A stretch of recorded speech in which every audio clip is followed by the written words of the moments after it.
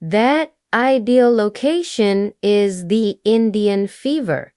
And I find myself laughing at the supporters and internet users who, regrettably, as well as the media pundits, who claimed that no one wanted to perform in Indiana. That doesn't remind anyone of the time when Sheryl Swoopes spoke out against Indiana fever. The 6-month Twitter hiatus that Dana Bonner had just ended did not end with a straightforward, "Hey, I'm back" post. No, she returned with a declaration so forceful that it rocked the WNBA as a whole. She is not only formally joining the FIVA, but she is also putting an end to one of the league's most absurd stories. The myth that Caitlin Clark and Indiana Fever supporters are poisonous has been disproved. And I'm joining a team that is so good that I believe everyone saw the second half of their season. It was an incredible season, and I just felt like they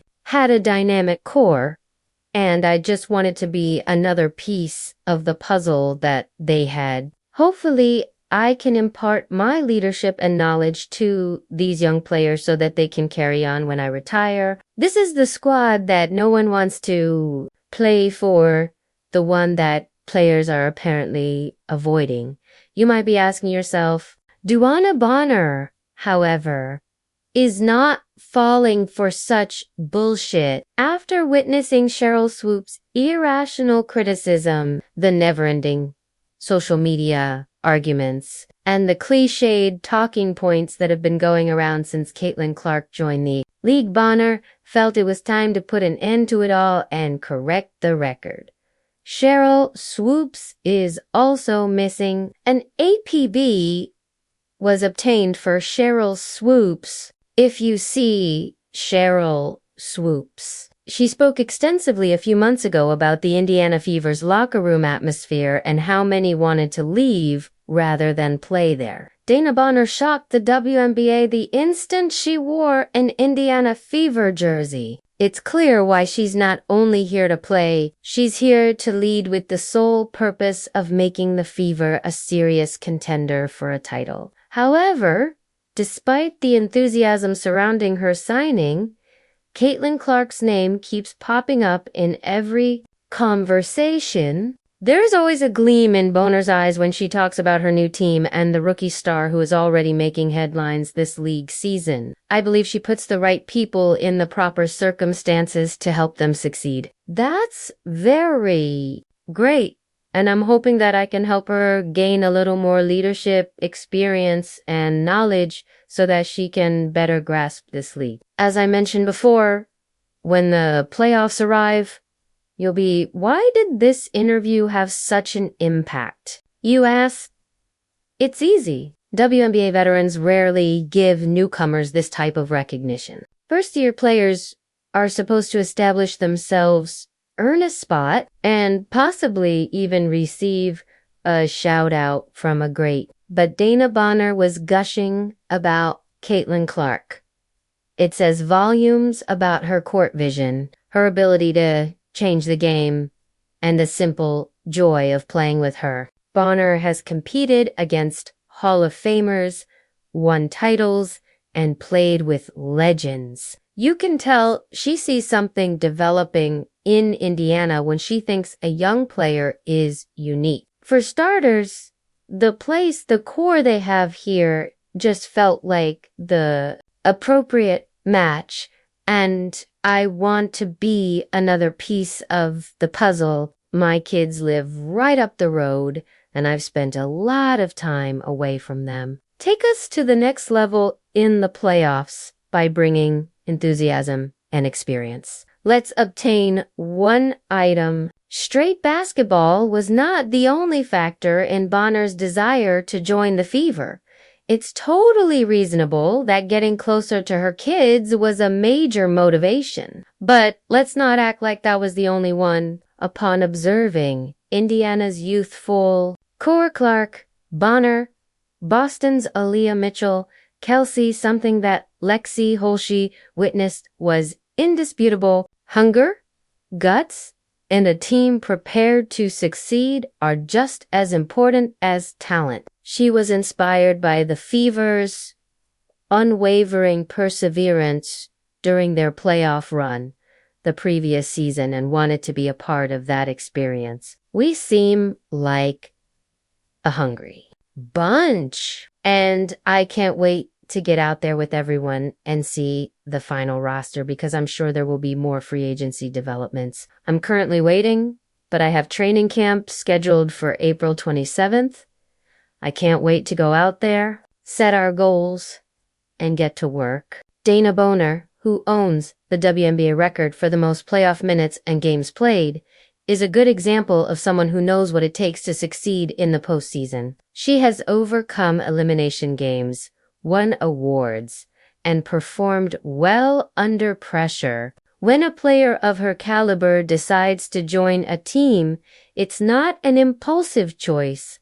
Rather, it's a planned one. Caitlin is just a smart player. She has already demonstrated her ability to get the ball to the right people in the right places to help them succeed in her rookie season, which is fantastic. I hope to provide some leadership and knowledge to help her better understand the league so that she will be prepared for the playoffs. But Bonner isn't coming to Indiana merely to be another veteran presence. Her goal is to alter the culture. She has already mentioned increasing expectations, fostering a winning mentality, and challenging her teammates to reach new heights. Imagine it, Bonner on the court alongside this youthful, hungry, and ferocious team. Leah Boston is in control of the paint. Caitlin Clark is in charge. Lighting up the scoreboard with Kelsey Mitchell, they reach a new level when Bonner is around. It's not just about acquiring another talented player. It's about changing the team's entire identity. They have dynamic players, and her versatility enables her to lead and defend while navigating the highs and lows of a demanding WNBA season. Aaliyah, Caitlin, Kelsey, Alexi,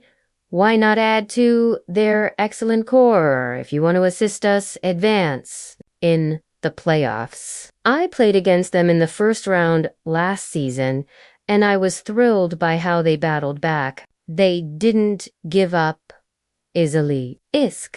That's the team you want to be a member of. The amount of money Bonner is already putting into her new teammates is very amazing. She's researching film, talking techniques, and determining how to improve Clark, not just coming there and following the routine. Boston and Mitchell to the best of their abilities. She views the Fever as an almost finished puzzle, and she could be the last component that makes them unstoppable. All I want to do is make Caitlin's job simpler, and she will reciprocate. We've already established a connection. This morning's workout was fantastic. She's a lively child. It will be thrilling. Some of the best guards in WNBA history have played with Dana Bonner. However, she perceives something genuinely exceptional in Caitlin Clark that goes beyond her long shooting range or her capacity to assist teammates, her unwavering desire to succeed. Bonner loves Clark's attitude of having something to prove in every game. She's already considering how she can assist Clark improve even more. And given that Clark is already breaking records, that should make every team in the league shudder. They kind of went on this wild run at the time. They were the most well-geoled squad. They started at the bottom and simply continued going up. We got the matchup, and I think our experience benefited us. But they came out swinging in the second game, and you could tell they were on the rise. This was one of those teams that you don't really want to face in the playoffs. Was there a real increase in fever? That was thrilling to witness, and it greatly influenced my choice. Last season, Asterix provided us a sneak peek at what the Fever might turn into. The stakes have shifted since Bonner entered the picture. This isn't just about growth or winning anymore. It's about winning.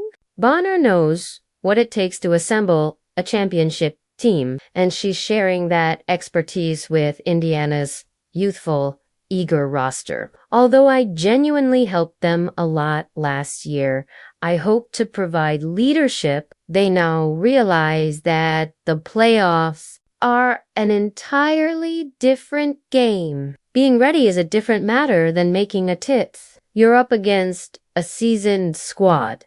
Therefore, you can't afford to get smacked in the face in game one because it's difficult to recover. It's difficult to try to win 2 in a row after losing the first, but I believe they can do it.